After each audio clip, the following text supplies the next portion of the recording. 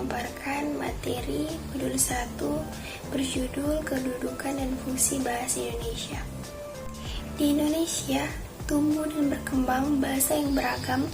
Sebagian besar orang Indonesia menguasai atau menggunakan beberapa bahasa sekaligus. Selain menguasai bahasa Indonesia dan bahasa daerah, tidak sedikit orang Indonesia juga menguasai bahasa asing. Kedudukan dan fungsi bahasa Indonesia. Bahasa-bahasa Indonesia dikelompokkan menjadi 3 bagian. Yang pertama, bahasa persatuan. Yang kedua, bahasa negara. Yang ketiga, bahasa daerah, serta bahasa asing.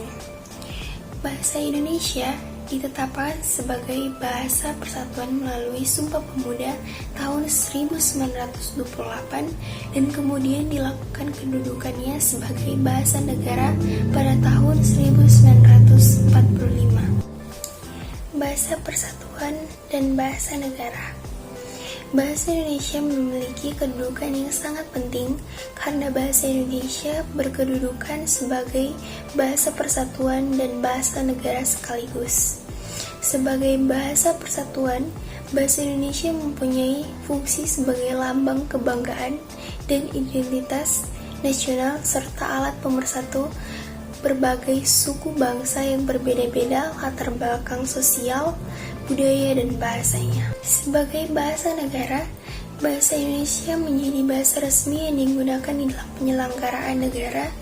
Secara lebih rinci, dalam kedudukan itu, bahasa Indonesia berfungsi sebagai bahasa resmi kenegaraan, bahasa pengantar dunia pendidikan, bahasa perhubungan pada tingkat nasional untuk kepentingan perencanaan dan pelaksanaan pembangunan serta pemerintah.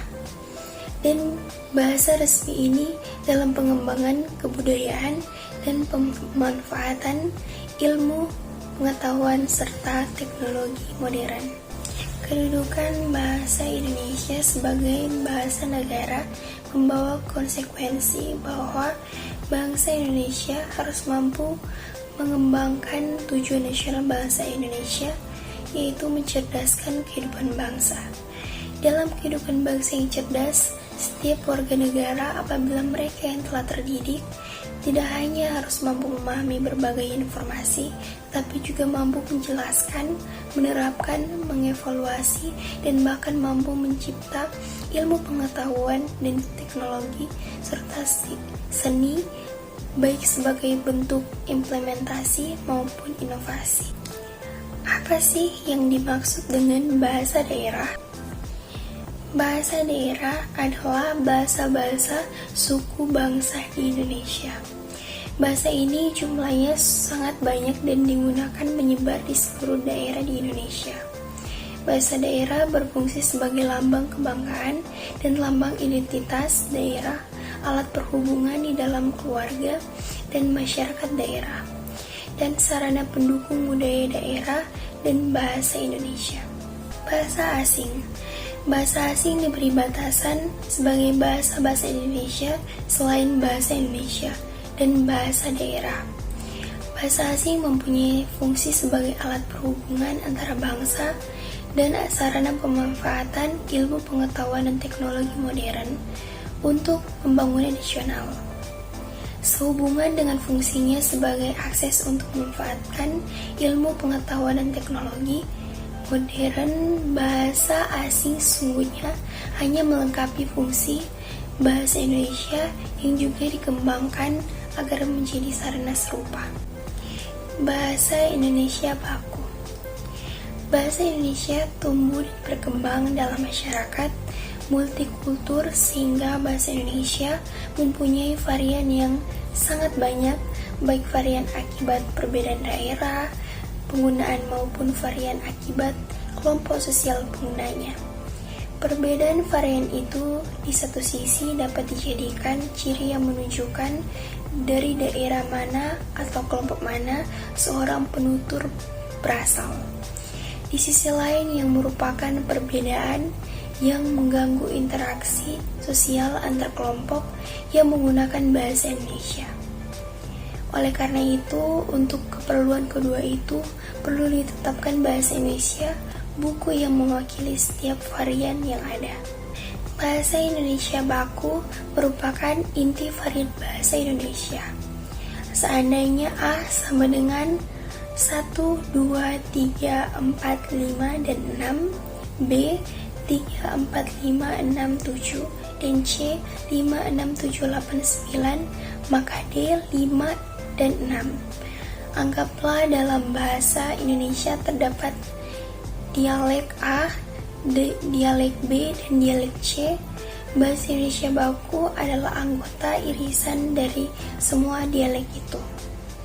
Dengan kata lain, bahasa baku menjadi inti bahasa yang dapat diterima oleh penutur semua dialek bahasa Indonesia. Dengan kata lain, bahasa Indonesia baku, seorang dapat berinteraksi secara baik dengan teman-temannya dari daerah manapun mereka berasal. Itu sebabnya pemerintah selalu mengupayakan pembakuan bahasa baik ejaan, kosakata, maupun tata bahasanya, agar komunikasi antara orang Indonesia dari daerah satu dan orang Indonesia dari daerah lain berjalan lancar tanpa salah pengertian. Bahasa Indonesia baku memiliki kemantapan dinamis. Artinya, kaidah bahasa Indonesia relatif tetap dan tidak berubah setiap saat. Meskipun demikian, kaidah bahasa Indonesia harus dapat diterapkan di kesemua gejala yang ada di dalam bahasa Indonesia. Bahasa Indonesia terus berkembang, maka kaidah bahasa Indonesia terus berlaku, juga unsur bahasa yang baru muncul itu. Bahasa Indonesia baku memiliki ciri cendekiah. Artinya, bahasa Indonesia baku mencerminkan cara berpikir yang teratur, logis, dan sistematis. Untuk mengungkapkan gagasan, bahasa Indonesia baku dapat digunakan untuk menyampaikan isi pikiran secara teratur dan sistematis. Oleh karenanya, pemahamannya pun dapat dilakukan secara baik. Berpikir teratur, logis, dan sistematis itu adalah ciri pemikiran yang cendekia. Penetapan bahasa Indonesia baku bukan berarti melarang penggunaan bahasa Indonesia yang tidak baku. Bahasa Indonesia baku mempunyai ranah penggunaan yang berbeda dengan ranah penggunaan bahasa Indonesia tidak baku dan ranah penggunaan bahasa-bahasa lain yang ada di Indonesia. Kita akan menggunakan bahasa Indonesia untuk berbicara di tingkat nasional atau berbicara dengan saudara kita dari daerah lain. Itulah pemaparan saya tentang judul, fungsi, dan kedudukan bahasa Indonesia. Terima kasih.